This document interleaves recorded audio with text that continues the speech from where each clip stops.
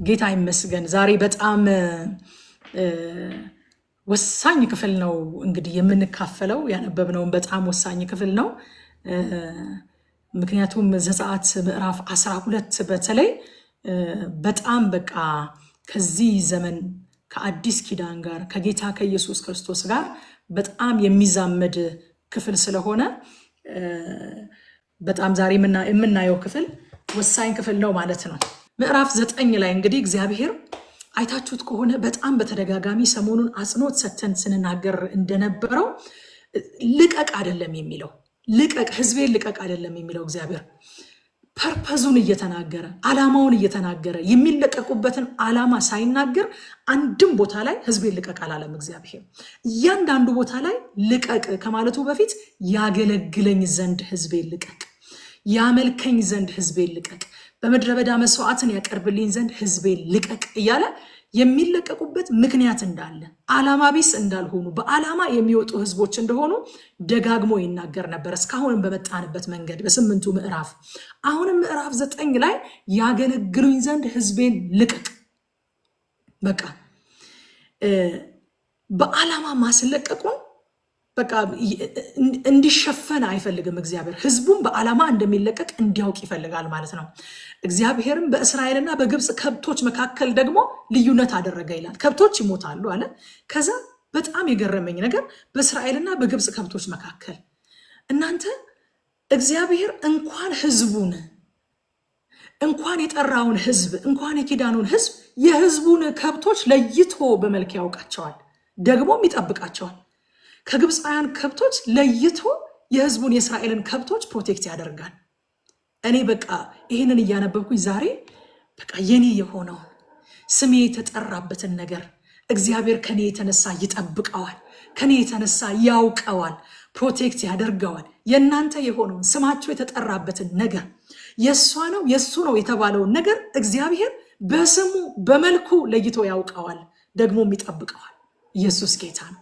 እንኳን አንተን እንኳን አንቺን በልጁ ደም ክፍል አድርጎ የገዛንን ይቅርና የኛ የሆነውን በገንዘባችን የተገዛውን በስማችን የተጠራውን ነገር እግዚአብሔር ለይቶ ያውቀዋል፣ ደግሞ ይጠነቀቅለታል።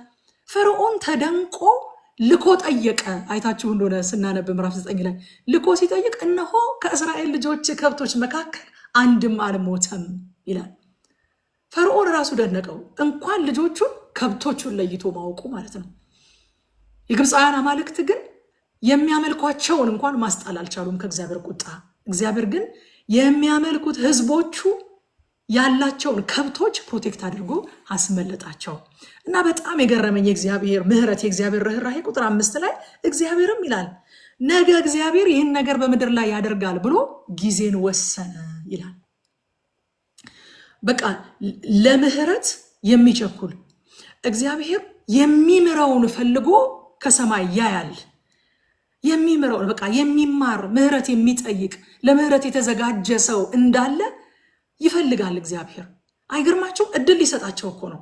ወዲያው እንደተናገረ እኮ ማጥፋት ይችላል። ነገር ግን ወረድ ብላችሁ ስታነቡ የእግዚአብሔርን ቃል የፈሩ አንዳንድ ግብፃውያን ከብቶቻቸውና ባሮቻቸውን ወደ ቤት አስገቡ ይላል።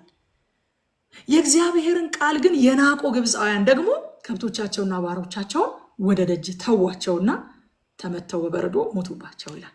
አያችሁ፣ እድል ለመስጠት እኮ ነው። የሚመለስ እንዳለ የሚሰማ እንዳለ ቃሉን የሚፈራ እንዳለ እድል ለመስጠት እግዚአብሔር ነገ ብሎ ቀን ቀጠረ። በቀጠረውም ቀን ደግሞ ያለውን ነገር አደረገ። እግዚአብሔር ለሚፈሩት የንስሐ እድልን ይሰጣል።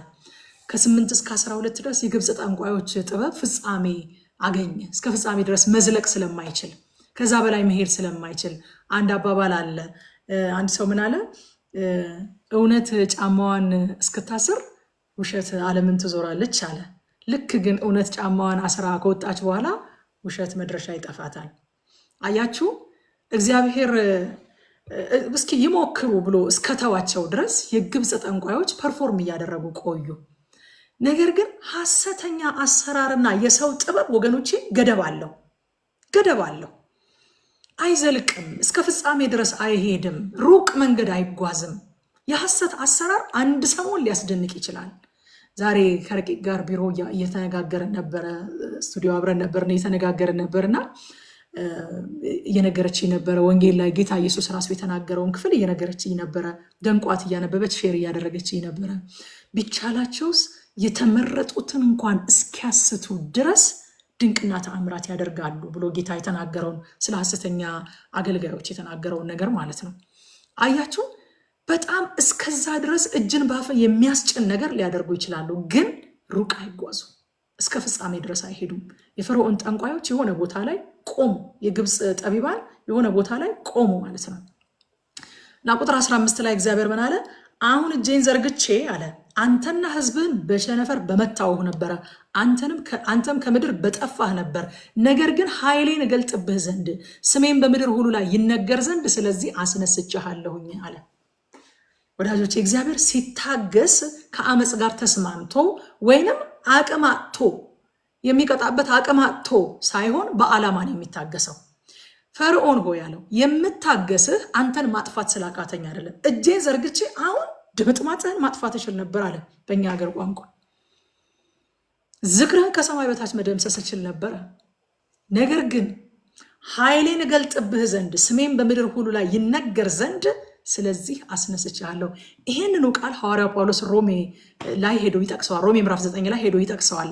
ቁጥር 17 ጀምሮ ሄዳችሁ ብታነቡ ኃይሌን እገልጥብህ ዘንድ ስሜን በምድር ሁሉ ይነገር ዘንድ ነው ዝም ያልኩ። እግዚአብሔር ክፋትን ሲታገስ፣ አመፅን ሲታገስ፣ ኢፍትሐዊነትን ሲታገስ፣ የስጋ ለባሽን ትዕቢት ሲታገስ አቅም አንሶት ወይንም ከአመፅና ከኃጢአት ጋር ከፍትህ መጓደል ጋር ተስማምቶ ሳይሆን ዓላማ ስላለው ነው። ዓላማ ስላለኝ ነው ዝም የምልህ አለው። ከዛ ቁጥር 20 ላይ ከፈርዖን ባሪያዎች የእግዚአብሔርን ቃል የፈራ የእግዚአብሔርን ቃል ምን ያደረገ የፈራ ባሪያዎቹና ከብቶቹን ወደ ቤቱ አሸሸ። ቀደም ቁጥር 5 ላይ ምን ብያቸዋለሁ? እግዚአብሔር ነገ በከብቶቻችሁ ላይ በረዶ አወርዳለሁኝ፣ ማትረፍ የሚፈልግ ሰው ካለ ያስገባ ከብቱንና ባሪያውን ብሎ ተናግሮ ነበረ። አያችሁ፣ አሁን ቁጥር 20 ላይ ከፈርዖን ባሪያዎች የእግዚአብሔርን ቃል የፈራ ባሪያዎቹና ከብቶቹን ወደ ቤቶች አሸሸ። የእግዚአብሔርን ቃል ያላሰበ ባሪያዎችና ከብቶቹን በሜዳ ተወ። የእግዚአብሔርን ቃል የሚፈራ ሰው ምን ያደርጋል? ይታዘዛል፣ ከጥፋትም ያመልጣል። ኪዳኑ ውስጥ እንኳን ሳይኖር ማለት ነው።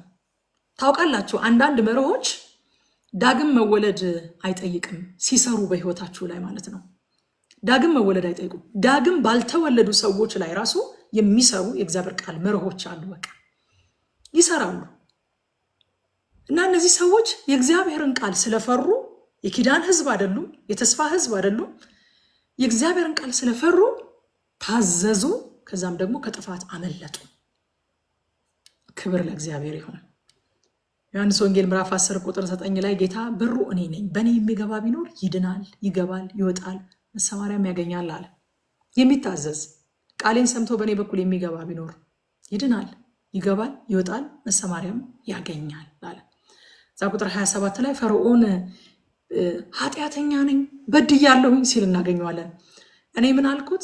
ፍሬ የሌለው ሐሰተኛ ንስሐ፣ ፍሬ የሌለው። ጥቂት ቆይቶ ደግሞ እኮ ቀለል ሲልለት ልቡን ያደነድናል፣ ሐሳቡን ይቀይራል። ሙሴ ራሱ ምርር ብሎት ፈርዖን ከዚህ በኋላ ባሪያዎቹን አይዋሻቸው አለ። እያዋሻ አስቸግሮት ማለት ነው። እዚህም ጋር አሁን ምንም ፍሬ የሌለው ሐሰተኛ ንስሐ ገባ። ካስታወሳችሁ መጥምቁ ዮሐንስ ሉቃስ ወንጌል ምዕራፍ 3 ቁጥር 8 ላይ እንግዲህ ለንስሐ የሚገባ ፍሬ አድርጉ ብሎ ሳይላና ንስሐ ፍሬ እንዳለው ይነግራቸዋል። ንስሐ ማለት ዝም ብለን በቃ አጥፍቻለሁኝ፣ በድያለሁኝ፣ አሳዝኛለሁኝ ማለት ሳይሆን የሚከተል ፍሬ ያለው ነገር ነው ንስሐ። ስለዚህ ፍሬ ለንስሐ የሚገባ ፍሬ አድርጉ፣ በልባችሁም አብርሃም አባት አለን ማለትን አትጀምሩ፣ ከነዚህ ድንጋዮች ለአብርሃም ልጆችን ሊያስነሳለት እግዚአብሔር እንዲችል እላችኋለሁና ይላቸዋል። አያችሁ ወዳጆቼ፣ ንስሐ በፍሬ ካልተገለጠ ምንም ትርጉም የለውም፣ ምንም ጥቅም የለውም። በሰው በእግዚአብሔርም ፊት ምንም የሚጠቅመን ነገር የለም ማለት ነው። ከዛ ምዕራፍ 10 ላይ ስንገባ ከቁጥር 1 እስከ 2 ድረስ እግዚአብሔር ሙሴ እኔ እግዚአብሔር እንደሆንኩ ታውቁ ዘንድ በግብፃውያን ያደረኩትን ነገር ያደረኩባቸውንም ተአምራቴን በልጅ ልጅህም ጆሮዎች ትነግር ዘንድ ይህችን ተአምራቴን በመካከላቸው አደርግ ዘንድ የእርሱን የባሪያዎቹንም ልብ አደንድኛለሁና ወደ ፈርዖን ግባ አለው ይላል። አያቸው፣ ሶስተኛ ዓላማ ተገለጠ። ሶስተኛ ዓላማ የፈርዖን ልብ የደነደነበትና እግዚአብሔርም ተአምራቱን የሚያዥጎደጉድበት ሶስተኛ ዓላማ ተገለጠ። የመጀመሪያው ዓላማ ህዝቡን ከባርነት ነፃ ማውጣት ነው። ሁለተኛው ዓላማ ለፈርዖንና ለግብፃውያን እግዚአብሔር ማን እንደሆነ ማስተዋወቅ ነው። እነዚህን አይተናል አይደል? እስካሁን በመጣንበት መንገድ ሌላ ሶስተኛ ዓላማ ገለጠ ደግሞ እግዚአብሔር። እስራኤል የእግዚአብሔርን ታላቅነትና ተአምር አድራጊነት ለልጆቻቸው ደግሞም ለልጅ ልጆቻቸው ይነግሩ ዘንድ ይሄንን ያደረኩት አለ ተአምራቴን በልጅህ በልጅ ልጆችህም ጆሮ ትነግር ዘንድ ነው ይሄንን ያደረኩት አለ። ለልጅ ልጆቻቸው ይነግሩ ዘንድ። እንዲህ አድርጎ ባያወጣቸው ኖሮ እኛስ ዛሬ ምን እንናገር ነበረ? ሳራ በ30 ዓመቷ ወይንም በ24 ዓመቷ ወልዳ ቢሆን ኖሮ እኛስ ዛሬ ምን እንናገር ነበረ? እግዚአብሔር የታምራት አምላክ ነው እያለን ለልጆቻችንና ለልጅ ልጆቻችን የምንናገረው እኮ አደራረጉ ልዩ ስለሆነ ነው፣ ተአምራዊ ስለሆነ ነው። ክብር ለእግዚአብሔር ይሁን። ሹልክ አድርጎ ተሰርቀው እንዲወጡ አድርጎ ቢያስወጣቸው ኖሮ ምን እንነጋገር ነበረ? የምትነጋገሩት ነገር ልሰጣችሁ ነው አለ። ለልጆቻችሁ ነገር የምትተርኩት ነገር፣ ስለ እኔ የምታወሩት ነገር ልሰጣችሁ ነው አለ። በጆሮአቸው ትነግሯቸዋላችሁ እንዴት ከግብፅ ምድር እንዳወጣኋችሁ። ሳወጣችሁ ከአወጣጤ የተነሳ አንደኛ እናንተ ነፃ ትሆናላችሁ፣ ሁለተኛ ፈርዖንና ግብፅ እኔ ማን እንደሆንኩኝ ይማራሉ፣ ሶስተኛ ደግሞ ታሪክ ለልጆቻችሁ የምትነግሩት ታሪክ አስቀርላችኋለሁኝ አለ። የፈርዖንን መደራደሪያዎች ትላንትና አንድ ሁለቱን አይተን ነበረ። ዛሬ ደግሞ ጨምሮ መጥቷል። ፈርዖን ህዝቡ ሊወጣ ሲነሳ መጀመሪያ ቢቻል ትላንት እንዳለው ቢቻል አትሄዱም፣ አታመልኩ፣ ስራ ፈታችሁ ነው፣ ሰልችታችኋል። ስራ ስለፈታችሁ አምላካችንን እናምልክ ማለት ጀምራችኋል። ስለዚህ ስራን አክብዱባቸው። አንተ ሙሴ አንተም አሮን ስለምን ህዝቡን ስራ ታስፈቷቸዋላችሁ ሲላቸው ተመልክተናል አይደል ትላንትና። ስለዚህ አትሄዱም አታመልኩም ብሎ ያለ የሌለ የስራ ጫና እላያቸው ላይ ጫነባቸው። የመጀመሪያው መደራደሪያ እሱ ነው። ሁለተኛውስ በዚህ አልመጣ ሲል በዚህ አልስማማ ሲል እስራኤል ሁለተኛው መደራደሪያ ያቀረበ። እሺ በቃ መሄድ ሄዱ፣ እዚሁ ሀገር ውስጥ አምልኩ፣ እዚሁ አካባቢ አምልኩ፣ ርቃችሁ አትሂዱ። ምን ብለን ነበረ? ሄድ ግን ርቃ አትሂድ፣ አታመናፍስ፣ አታካብድ እንዳልነው ማለት ነው ትላንትና። ሂዱ ግን ርቃችሁ አትሂዱ፣ እዚሁ አካባቢ አምልኩ ይላቸዋል። አይሆንም ማለት እንዴ? የኛ አምልኮ እኮ ለእናንተ ርኩሰት ነው፣ የእናንተ ደግሞ ለእኛ ርኩሰት ነው። ስለዚህ እንዴት ርኩሰት እናደርጋለን? በመካከላችሁ ቁጭ ብለን ለአምላካችን ስንሰዋ የእናንተንም ርኩሰት ለአምላካችን ማቅረብ አንችልም። ወጥተን ነው፣ ተለይተን ነው፣ ሄደን ነው እግዚአብሔርን የምናመልከው አለ። እግዚአብሔርም ደግሞ አምልኮን ከመቀበሉ በፊት መጀመሪያ ምን ይላል ብለናል? ከመካከላቸው ውጡ፣ የተለያችሁ ሁኑ፣ ለእኔም ቅዱስ ሕዝብ ትሆኑልኛላችሁ። አያችሁ፣ አትለዩ፣ አትራቁ ነበረ ማለት ነው ሁለተኛው መደራደሪያ። እምቢ አሉ። ትናንትና እዛ ላይ ነበረ የቆምነው። አካብዳለሁ፣ እሄዳለሁ፣ አመናፍሳለሁ ብለን ነበር አይደል? በዘመኑ ቋንቋ ያቆምነው ትናንትና። ከዛ ዛሬ ደግሞ ምን አለ? ሙሉ ለሙሉ አትሂዱ፣ ፓርሻሊ ሂዱ፣ ሙሉ ለሙሉ አትሂዱ። ወንዶቹ ብቻ ሂዱና ሴቶቹና ህፃናቶቹ እዚህ ይቅሩ አለ። አሁን ደግሞ ፈርዖን ሁሌም ይደራደራል። በነገራችን ላይ በቃ ሄደች ብሎ ተስፋ አይቆርጥም። ይደራደራል። ሙሉ ለሙሉ አትሂዱ፣ ወንዶቹ ብቻ ሂዱና ሴቶችና ህፃናት እዚሁ ይቅሩ አለ። ለምን? ልባቸው ተከፍሎ እንዲቀር ይፈልጋል። ሴቶችና ህፃናቶቻቸውን ጥለው ሄደው ርቀው እንደማይሄዱ ያውቃል። ወደኋላ እንደሚዞሩ ያውቃል። ስለዚህ ወንዶቹ ብቻ ሂዱ፣ ክፉ ነገር ይገጥማቸዋል። ሴቶችና ህፃናቶቻችሁን እዚህ ተው አላቸው። እናንተ ከሚስቶቻችሁ ከልጆቻችሁ ጋር ሂዱ፣ ከብቶቻችሁን። አራተኛው ደግሞ መደራደሪያ አይሆንም አለው ሙሴ። አይ እኛ ሽማግሌዎቻችንም እንደው የህፃናቶቹና የሚስቶቻችን ይገርመሃል፣ ሽማግሌዎቻችንም ህፃናቶቻችንም ሴቶቻችንም ታላላቆች ታናናሾች በሙሉ ተሰብስበን ሄደን ነው እግዚአብሔርን የምናመልከው፣ ግማሻችን ሄደን አይደለም የምናመልከው ብሎ አይሆንም አለው ሙሴ ማለት ነው። ድርድሩን አከሸፈበት።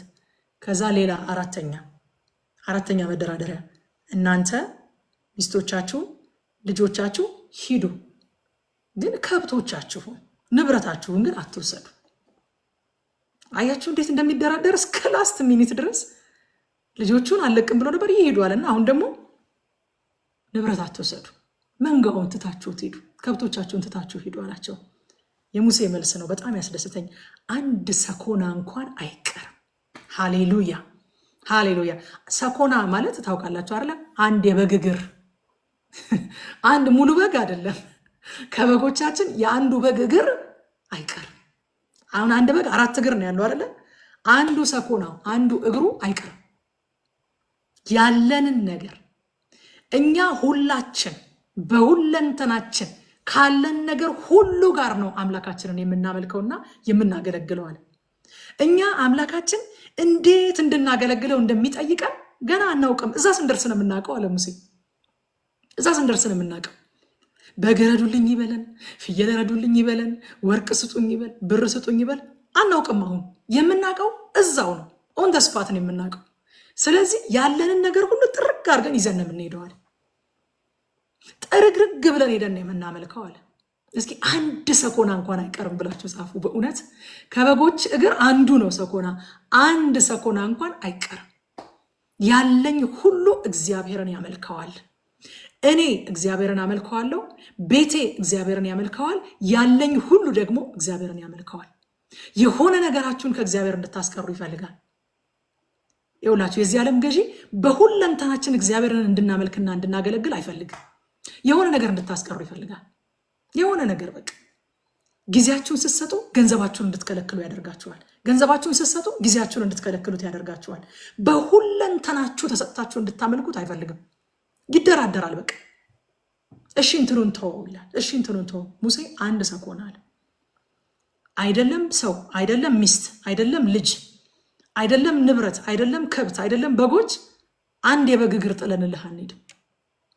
እግዚአብሔርን ሁለንተናችን ያመልከዋል። በሁሉ ነገራችን ነው እግዚአብሔርን የምናመልከዋል። ጌታ ኢየሱስ ሉቃስ ወንጌል ምዕራፍ 9 ቁጥር 62 ላይ ደቀ መዝሙር ስለመሆን ሲናገር ምን አለ?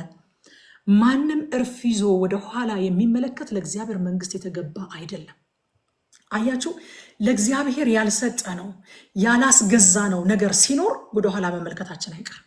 አሁን እነ ሙሴ ሚስቶቻቸውና ልጆቻቸውን የፈርዖንን ኦፈር ተቀብለው ፈርዖን ያቀረበውን አማራጭ ተቀብለው ሚስቶቻቸውንና ልጆቻቸውን ጥለው ወጥተው ቢሆን ኖሮ እርፍ ይዘው ወደ ኋላ ሊመለከቱ ነበር ማለት ነው። እግዚአብሔር ደግሞ እንደዛ አይፈልግም። በሁለት ሐሳብ እንድናነክስ አይፈልግም። ልባችን ወደ ኋላ እየቀረ እንድናመልከው አይፈልግም እግዚአብሔር። ስለዚህ ጌታ እንዳለው በቃ በሁለንተናቸው ለማምለክ ሚስቶቻቸው ልጆቻቸውን ይዘው መውጣት ነበረባቸው። ያ ብቻ አይደለም፣ ንብረታቸው ጥለው ቢወጡ ኖሮ ንብረቱን ጥሎ የወጣ ሰው ወደኋላ ማሰቡ አይቀርም። ለእግዚአብሔር ያላስገዛነው ነገር እስካለ ድረስ እርፍን ጨብጠን ወደኋላ መመልከታችን የማይቀር ነገር ነው። እግዚአብሔር የማይገዛበት ኢየሱስ ጌታ ያልሆነበት ነገር እስካለ ድረስ በቤታችን፣ በህይወታችን፣ በዙሪያችን ለኢየሱስ የማይገዛ ነገር እስካለ ድረስ እርፍን ይዘን ወደኋላ መመልከታችን አይቀርም። ኢየሱስ ማይነግስበት፣ ኢየሱስ ማይከብርበት፣ ኢየሱስ ማያዝበት ጣሉት ብንል የማንጥለው ነገር ጣሉት ቢለን የማንጥለው ነገር እስካለ ድረስ እርፍ ይዘን ወደኋላ እየተመለከትን ነው። እንደዚህ አይነት ሰው ደቀ መዝሙር ሊሆን አይችልም ማለት እንዴ። እኔ ዲዘርቭ የማደርገው ፉል አቴንሽናችሁን ነው የሚለው እግዚአብሔር። እናንተ እኔ ታውቃላችሁ አይደለ? እንግዲህ ኒቆዲሞስ ሾው ላይ ሰዎች ሲያወሩ ሙሉ አቴንሽን ሰጥቼ ይሰማለሁኝ። ምክንያቱም እነዛን ሰዎች አክብሬ ጋብዣቸዋለሁኝ አይደለ? ስለዚህ ሙሉ አቴንሽኔን ዲዘርቭ ያደርጋሉ። የተከፋፈለ ዲቫይድድ የሆነ እዛና እዛ የተበታተነ ሳይሆን ሙሉ አቴንሽኔን ሙሉ ሐሳቤን ዲዘርቭ ያደርጋሉ ብዬ ስለማስብ ስለማከብራቸው በሙሉ አቴንሽኔ ትኩረት ሰጥቼ ይሰማቸዋለሁ። እኔም ደግሞ በበኩሌ ስናገር ልጆቼ፣ አካባቢ ያሉ ሰዎች ሙሉ አቴንሽናቸውን ሰጥተው እንዲሰሙኝ እፈልጋለሁኝ። ለምን? ዲዘርቭ አደርጋለሁኝ ብዬ ስለማስብ ማለት ነው። የምናገረው ነገር ወርዝ ያደርጋል ብዬ ስለማምን ማለት ነው። እንደዛ እኮ ነው። ሰው እኮ ሲሰማ ደስ የሚለው ለዛ ነው። የምናገረው ነገር ወርዝ ያደርጋል ማለት ነው ብሎ ስለሚያስብ። እግዚአብሔርም የሚለን ምንድን ነው? እኔ ሙሉ አቴንሽናችሁ አይገባኝም ወይ? ሙሉ ማንነታችሁ ይበዛብኛል ወይ? የሆነ ነገራችሁን ቀንሳችሁ የሆነ ነገራችሁን የምትሰጡኝ አይገባኝም ወይ ነው የእግዚአብሔር ጥያቄ። እኔ ደግሞ ዛሬ የምለው ምንድን ነው? ያንስበታል። ሙሉ ልባችንን፣ ሙሉ ሐሳባችንን፣ እኛነታችንን፣ ጊዜያችንን፣ ገንዘባችንን፣ ሐሳባችንን፣ ፍቅራችንን፣ ጉልበታችንን፣ ወጣትነታችንን፣ ዕውቀታችንን፣ ልዩ ችሎታችንን፣ የጸጋ ስጦታችንን ሁሉ ብንሰጠው፣ እድሜያችንን ሁሉ ብንሰጠው ያንስበታል እንጂ አይበዛበትም። ከእግዚአብሔር ቀንሰን ወደኋላ የምናስቀረው ነገር የለንም። በቃ እንደነ ሙሴ አንድ ሰኮን አይቀርም። ዛሬ ደግሞ እንዳትረሷት፣ አንድ ሰኮን አይቀርም። ሁሉ ነገር የእግዚአብሔርን ያመልከዋል። ሃሌሉያ። ከዛ ምዕራፍ 11 ላይ የመጨረሻው ተአምራት የበኩር ሞት የተደረገበት ቦታ ነው። 9 ተአምራት አልፈው ማለት ነው። የበኩር ሞት እስራኤል ከግብፅ ባርነት የወጡበት የግብፅ ኃጢአትና አመፅ የተቀጣበት የመጨረሻውና ታላቁ ተአምራት ነው። ታላቁ ተአምራት ህዝቡን ያሻገረ ኃጢአትን አመፅን የቀጣ ታላቅ ተአምራት ነው።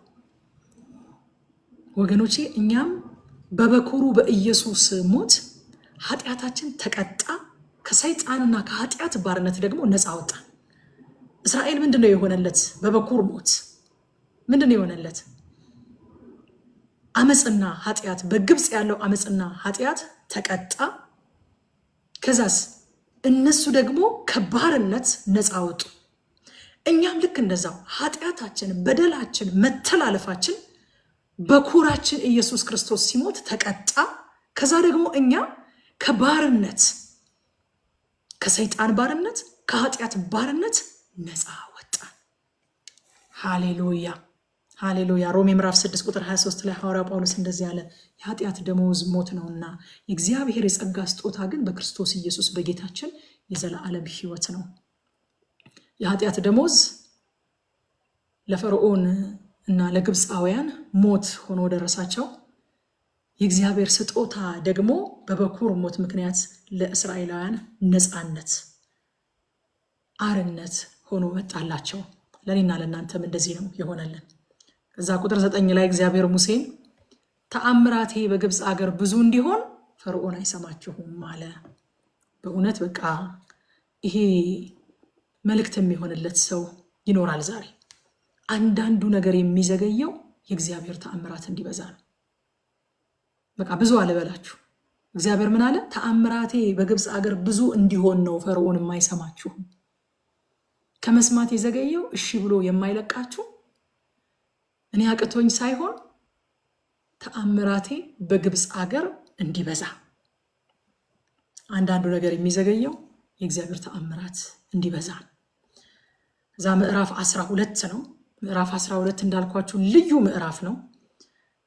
ጠቅለል እያደረግን ካላየ ነው እያንዳንዱን ነገር ብናየው ምዕራፍ 12 ብቻውን አንድ ቀን አይበቃው። አንደኛ ሰፊ ክፍል ነው። ሁለተኛ ትርጉሙ በጣም ሪች ነው፣ በጣም ጥልቅ ነው። እያንዳንዱ ነገር እያንዳንዱ እዛ ቦታ ላይ የተጠቀሰው ሐሳብ የሚተነተንና የሚተረጉም አዲስ ኪዳናዊ ትርጉም ያለው ነው። ስለዚህ ጠቅለል እያደረግን እናያለን። በዋናነት እዚህ ጋር ማየት የምንፈልገው የፋሲካው በግና ኢየሱስ ያላቸውን ተዛምዶን፣ የፋሲካው በግና ኢየሱስ ያላቸውን ተዛምዶ 7 ነጥቦችን ነው የማሳያችሁ። የመጀመሪያው የፋሲካው በግ እግዚአብሔር ምን ይሁን ብሏል? ነውር የሌለበት። ምንድን ነው የሚያመሳስለው? ምንድን ነው የሚያዛምደው? እንዴት ነው የፋሲካው በግ የኢየሱስ ጥላም የሆነው ካላችሁ ነውር የሌለበት እንዲሆን እግዚአብሔር ያዛል። አንደኛ ጴጥሮስ መልእክት ምዕራፍ 1 ቁጥር 18 እስከ 19 ጴጥሮስ እንደዚህ አለ፣ ከአባቶቻችሁ ከወረሳችሁት ከከንቱ ኑሯችሁ በሚያልፍ ነገር በብር ወይም በወርቅ ሳይሆን ነውርና እድፍ እንደሌለው እንደ በግ ደም በክቡር የክርስቶስ ደም እንደተዋጃችሁ ታውቃላችሁ አለ። የክርስቶስ ደም እንዴት ነው አለ? ነውርና እድፍ የሌለው እንደ በግ ደም የሆነ የምን አይነት በግ ደም? ነውርና እድፍ የሌለው። በእንደዚህ አይነቱ በክርስቶስ ኢየሱስ ደም እንደተዋጃችሁ ታውቃላችሁ። የፋሲካው በግ ምን እንዲሆን አዟል እግዚአብሔር? ነውር የሌለው እንዲሆን አዟል። ሁለተኛ ደሙ መፍሰስ አለበት አለ። ደሙ መፍሰስ አለበት። የደሙ መፍሰስ ከጌታ ጋር ያመሳስለዋል። ማቴዎስ 26:28 ላይ ስለ ብዙዎች የኃጢአት ይቅርታ የሚፈስ የአዲስ ኪዳን ደሜ ይህ ነው አለ ጌታ ኢየሱስ ክርስቶስ። የፋሲካው በግ በዚህ ከጌታ ጋር ይነጻጸራል፣ ይመሳሰላል። ኤፌሶን ላይም ካስታወሳችሁ ኤፌሶን ምዕራፍ 1 ቁጥር 7 ላይ በውድ ልጁ እንደ ጸጋው ባለጠግነት መጠን በደሙ የተደረገ ቤዛነታችንን አገኘን፣ እርሱም የበደል ስርየት ነው። እስራኤልን ለመቤዠት እግዚአብሔር ምን አደረገ? ነውር የሌለበት በግ እንዲታረድ አዘዘ። ነውር የሌለበት በግ። እዚህ ጋር ኤፌሶን ላይ ደግሞ ሐዋርያው ጳውሎስ ምን አለን? በደሙ ነው የተደረገው። ልክ እስራኤልን በጠቦቶች ደም እንደተቤዠው እግዚአብሔር እኛ ደግሞ ቤዛነትን ያገኘነው በደሙ ነው። ቤዛነታችን የተደረገው በደሙ ነው ይላል። ሶስተኛ ደሙ ከእግዚአብሔር ቁጣና ከሞት ያስመልጣል። የፋሲካው በግ እኔ ባለፍኩ ጊዜ ነው የሚለው። እግዚአብሔር እኮ ነው የሚያልፈው። በነገራችን ላይ እኔ ባለፍኩ ጊዜ፣ በዛ ባለፍኩኝ ጊዜ የእናንተን ቤቶች ደሙን ሳይ አልፋቸዋለሁ አለ። ሃሌሉያ ሃሌሉያ። ደሙን ሳይ አልፈዋለሁኝ የእናንተን ቤት አለ። የግብፃውያንን ቤት ግን እገባና በኩርን ሁሉ ገድዬ እቀጣቸዋለሁኝ አለ። አያችሁ፣ ያ የዛ ጠቦት ደም ከእግዚአብሔር ቁጣና ከሞት ያስመልጥ ነበረ። ሮሜ ምዕራፍ 5 ቁጥር 9 ላይ ሐዋርያ ጳውሎስ እንዲህ አለ፣ ይልቁንስ እንግዲህ አሁን በደሙ ከጸደቅን በእርሱ ከቁጣው እንድናለን አለ። ከእግዚአብሔር ቁጣ በምን እንድናለን? በክርስቶስ ደም። ደሙ ምልክት ሆኖ ከእግዚአብሔር ቁጣ ያስመልጠናል። ኢየሱስ ክርስቶስ ለዘላለም የተባረከ ይሁን። አራተኛው የፋሲካው በግና ኢየሱስ የሚመሳሰሉበት ወይንም የፋሲካው በግ የኢየሱስ ጥላ ነው የምንልበት ምክንያት መብላት አለባችሁ አለ እግዚአብሔር። መብላት አለባችሁ። ደሙን መርጨት ብቻ አይደለም፣ መብላት አለባችሁ። ጌታ ደግሞ ምን ብሏል? ዮሐንስ 6:51 ላይ ከሰማይ የወረደ ሕያው እንጀራ እኔ ነኝ፣ ሰው ከዚህ እንጀራ ቢበላ ለዘላለም ይኖራል፣ እኔ ስለ ዓለም ሕይወት የምሰጠው እንጀራ ስጋዬ ነው አለ ጌታ ኢየሱስ ክርስቶስ። አይሁድ እስኪጨነቁ ድረስ ማለት ነው። ተጨነቁ አይሁድ። ዮሐንስ ወንጌል ምዕራፍ 6 ላይ ተጨነቁ። እንዲህ ምንድን ነው ስጋዬን ያልበላ ደሜን ያልጠጣ ሲላቸው ተጨነቁ። የዛን ጊዜ ምን ብሏቸዋል? እያንዳንዱ ሰው መብላት አለበት ብሏቸዋል ማለት ነው። ሌላው አምስተኛው የፋሲካው በግ የኢየሱስ ክርስቶስ ጥላ የሚሆንበት አጥንቱ አልተሰበረም። ቅድም ሳነብ በደንብ አስተውላችሁ ከሆነ አጥንቱ እንዳይሰበር ብሏል እግዚአብሔር። አጥንቱ እንዳይሰበር ጌታ ኢየሱስ ክርስቶስ በመስቀል ላይ ዮሐንስ ወንጌል ምዕራፍ 19 ላይ ካስታወሳችሁ ቁጥር 33 እና 36 አነብላችኋለሁ። መስቀል ላይ ከተሰቀለ በኋላ ወንበዴዎችን በግራና በቀኝ ሆነው ልክ የሰንበት የሚገባበት ሰዓት እየደረሰ እንደሆነ ሲያዩ ምድሪቱን እንዳያረክሷት በመስቀል ላይ ተንጠልጥለው ሳይሞቱ ደግሞ መውረድ ስለሌለባቸው የጭናቸውን አጥንት የወንበዴዎቹን ሰበሯቸው ይላል። ቶሎ እንዲሞቱ ማለት ነው። ወደ እርሱ ግን ሲመጡ ፈጽሞ ሞቶ ነበረ ይላል። እኔ በጣም ነው የሚገርመኝ ይሄ ቃል፣ በጣም ነው የሚነካኝ። ፈጽሞ ሞቶ ነበረ። በቃ ወደ እሱ ሲመጡ ላለመሞት እየሞከረ እያጣጣረ አልነበረም። ወዶና ፈቅዶ ነፍሱን መንፈሱን አሳልፎ ሰጥቶ ፈጽሞ ሞቶ ነበረ። ፈጽሞ ሞቶ ነበረ። ስለዚህ ቁጥር 33 ወደ ኢየሱስ በመጡ ጊዜ ግን እርሱ ፈጽሞ እንደሞተው አይተው ጭኑን አልሰበሩትም ይላል። አልሰበሩትም። ይህ ከዛ ቁጥር 36 ላይ ይህ የሆነው ይልና ከእርሱ አጥንት አይሰበርም የሚል የመጽሐፉ ቃል እንዲፈጸም ነው ይላል። የመጽሐፉ ቃል እንዲፈጸም ምን የሚለው? ከእርሱ አጥንቱ አይሰበርም የሚል። አጥንቱን ሊሰብሩት ሲመጡ ፈጽሞ ሞቶ ነበረ። እኔ እዚህ ጋር እንደው አንድ ነገር ከኮንቴክስት ከአውዴ ወጣ ብዬ አንድ ነገር ብያችሁ ልለፍ። ፈጽሞ የሞተን ሰው የሚሰብረው ነገር የለም። ከሞታችሁ ምን ሊያደርግ ይሰብራችኋል? የምንሰበረው እኮ ስላልሞትን ነው። ታውቃላችሁ አይደል? ተሰበርኩ፣ ተጎዳሁ፣ አዘንኩ የምንለው የሞተ ሰው ያዝናል፣ ይሰበራል፣ ይጎዳል፣ ዲስከሬጅ ይሆናል። ስላልሞትን ግን በየቀኑ እንሰበራለን። ወንበዴዎቹ ስላልሞቱ ላለመሞት እያጣጣሩ ስለቆዩ መጡና ጭናቸውን ሰብረው ገደሏቸው። ኢየሱስ ግን ሞቶ ስለነበረ ከሞትክ ምንም ሊያረጉ አይችሉም፣ ከሞትኩኝ ምንም ሊያረጉኝ አይችሉም። ፈጽሞ ሞቶ ስለነበረ አልሰበሩትም። የመጽሐፍ ቃል እንዲፈጸም ነው ይላል። አምስተኛው የፋሲካው በግ አጥንቱ አልተሰበረም። ስድስተኛው አርነት ያወጣል። የፋሲካው በግ አርነት ያወጣል። ከሞትና ከእግዚአብሔር ቁጣ ያስጥላል ብቻ ሳይሆን ከሞትና ከእግዚአብሔር ቁጣ ያስመልጣል ብቻ ሳይሆን አርነት ያወጣል። አርነት ያወጣል። ዮሐንስ ወንጌል ምዕራፍ 8 ቁጥር 36 ላይ ስለ ጌታ ሲናገር እንግዲህ ልጁ አርነት ቢያወጣችሁ በእውነት አርነት ትወጣላችሁ ይላል። ልጁ ማን ነው? ኢየሱስ ክርስቶስ። እሱ አርነት ቢያወጣችሁ በእውነት አርነት ታወጣላችሁ። ቆላሲስ ምዕራፍ 1 ከ13 እስከ 14 እርሱ ከጨለማ ስልጣን አዳነን፣ ቤዛነቱንም እርሱንም የኃጢአትን ስርየት ወዳገኘንበት ወደ ፍቅሩ ልጅ መንግስት አፈለሰን ይላል። አርነት ያወጣል። እውነተኛው ነፃ አውጪ፣ እውነተኛው ዴሊቨረር ግን የእግዚአብሔር ልጅ ኢየሱስ ክርስቶስ ነው። በጉ ጥላ ብቻ ነው መሆን የሚችለው። ጥላ ሆኖ ህዝቡ አርነት እንዲወጡ አድርጓል። እውነተኛው አርነትም ይህኛው ነው። እውነተኛው ነፃ አውጪም ኢየሱስ ክርስቶስ ነው። ያኛው ጥላ ነው። ጥላ ነው። በነገራችን ላይ ከግብፅ ወጣው ተመልሰው ደግሞ ወደ ባቢሎን ደግሞ ተማርከው ይሄዳሉ። ጥላ ነው። ዳግም ወደ ኋላ ላንመለስ ለዘላለም ነፃ ያወጣን ግን የእግዚአብሔር ልጅ ኢየሱስ ክርስቶስ ነው። እውነተኛው ዴሊቨረር፣ እውነተኛው ነፃ አውጪ፣ እውነተኛው ታዳጊ የተቤዠን የእግዚአብሔር ልጅ ኢየሱስ ክርስቶስ ነው። ሰባተኛው የፋሲካው በግ ኢየሱስ ክርስቶስ ጥላ ነው የምንልበት ምክንያት መታሰቢያ ያድርጉለት ተባሉ። ይህንን የፋሲካ በግ በልታችሁ ከግብፅ ምድር አርነት መውጣታችሁን መታሰቢያ ያደርጉለት፣ መታሰቢያ ያደርጉለት።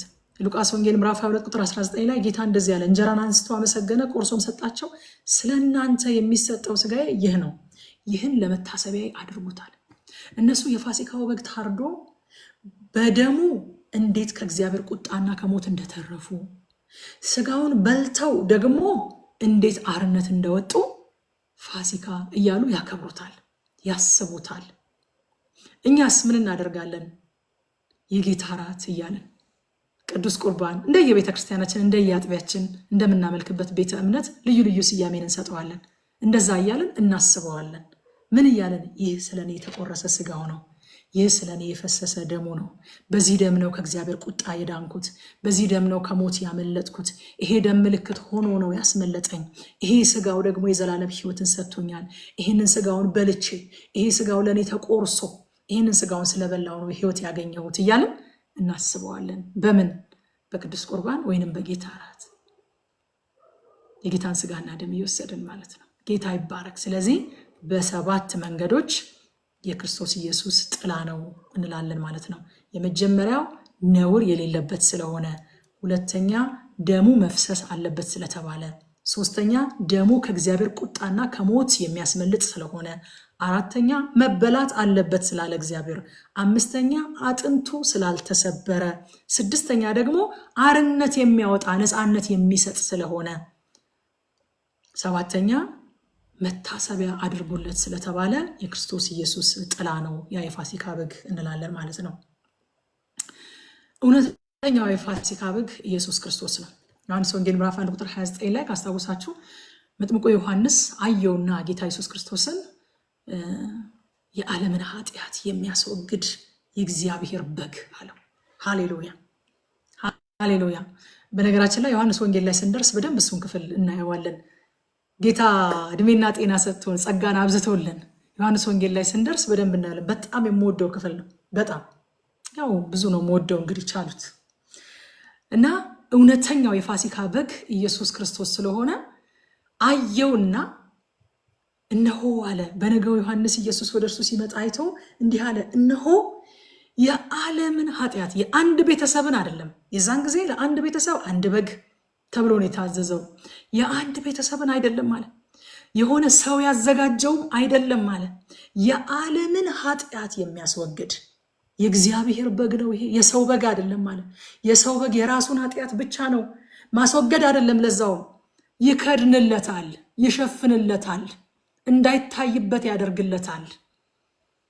ይሄኛው ግን የአንድን ሰው አይደለም የዓለምን ነው። ያዘጋጀው ሰው አይደለም እግዚአብሔር ነው። ኃጢአትን ደግሞ መክደን አይደለም ስራው መደምሰስ ነው። ሃሌሉያ። የዓለምን ኃጢአት ያስወግዳል። ይከድናል አይደለም፣ ይሸፍናል አይደለም፣ ማስታገሻ አይደለም የሚሰጠው፣ ያስወግዳል። ለምን ከተባለ የእግዚአብሔር በግ ስለሆነ፣ እግዚአብሔር ያዘጋጀው በግ ስለሆነ። ሃሌሉያ።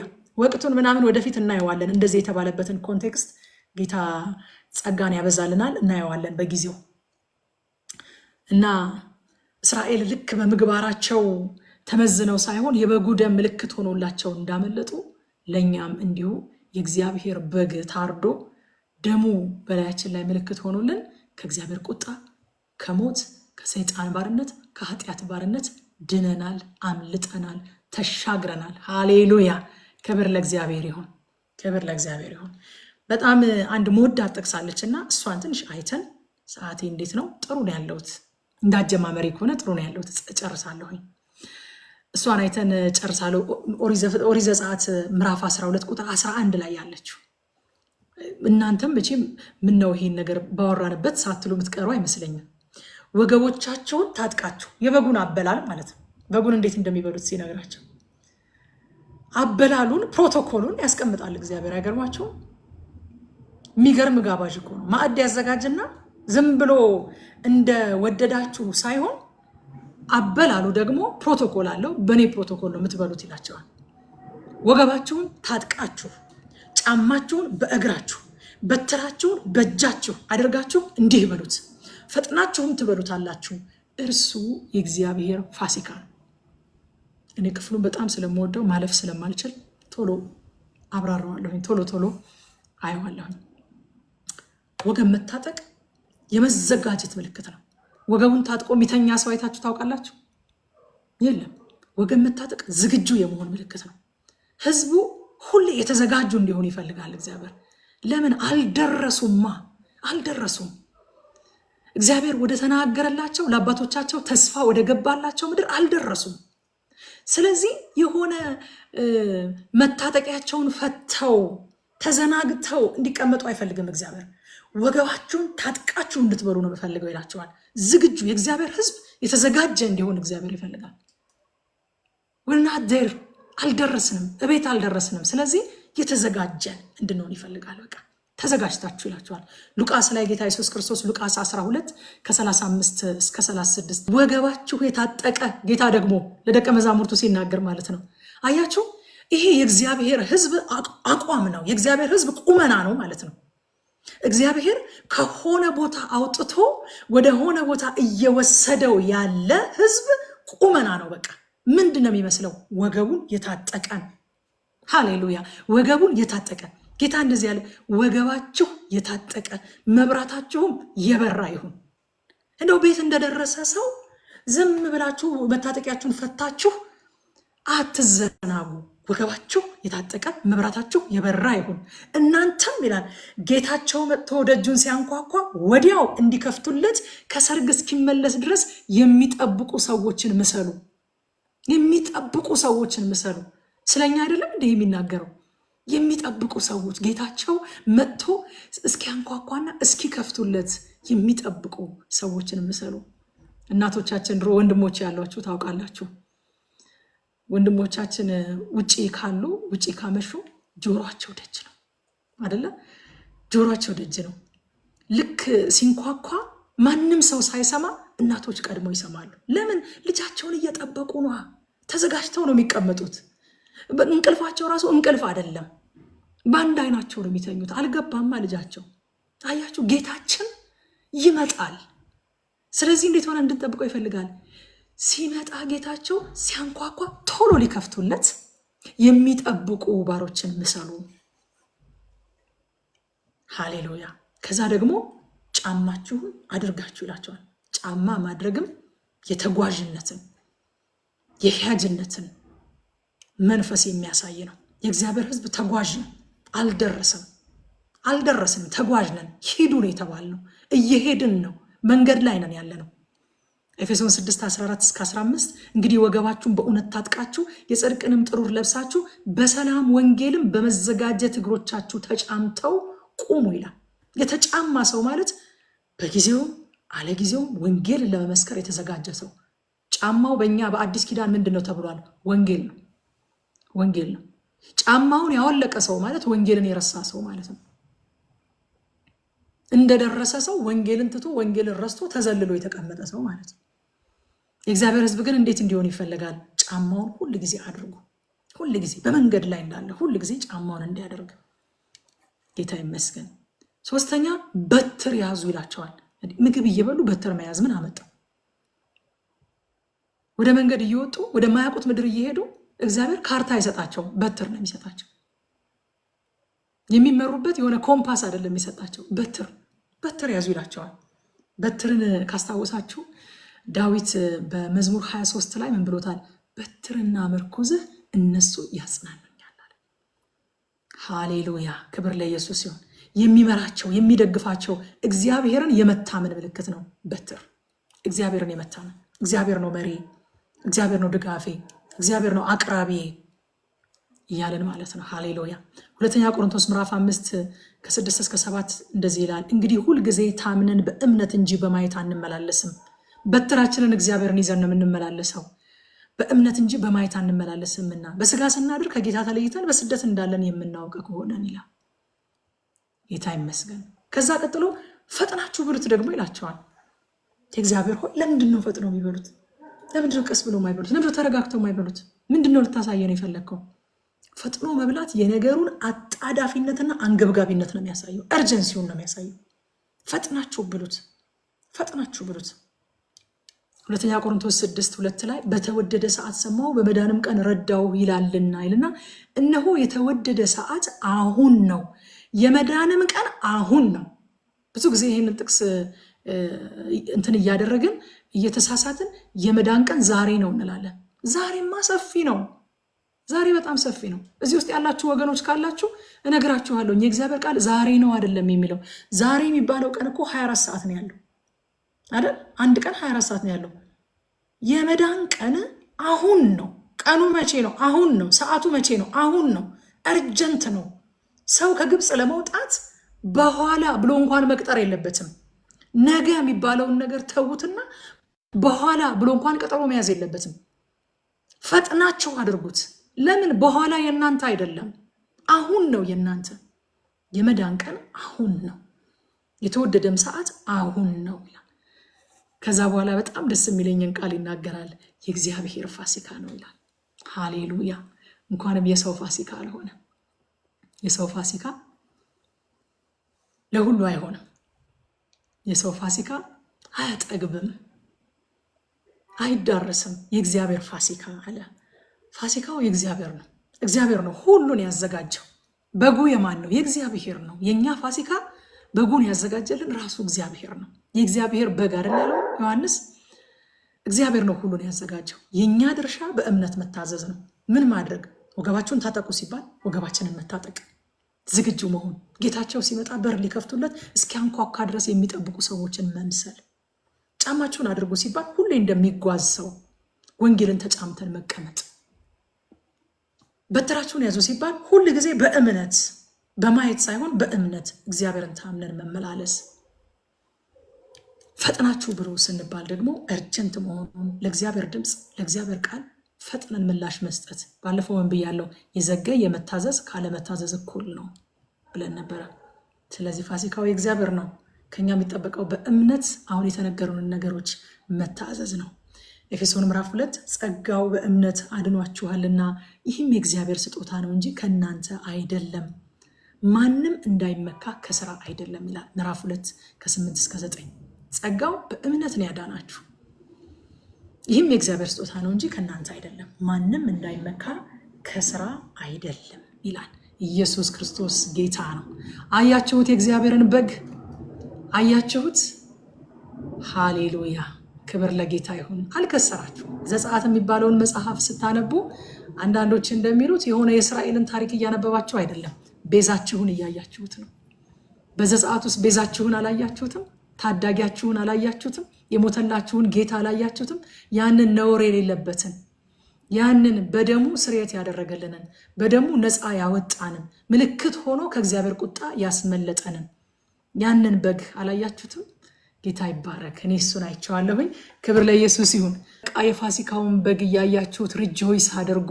ኢየሱስን እያያችሁት ያንን ነውር አልባ ያ ደሙን ያፈሰሰውን ያ ስጋውን የቆረሰውን ያ አስቡኝ ያለውን ጌታ ያ ፍጹም የሆነውን ጌታ እሱን እያሰባችሁት ሪጆይስ አድርጉ። በሱ ደስ ይበላችሁ፣ በጌታ ደስ ይበላችሁ።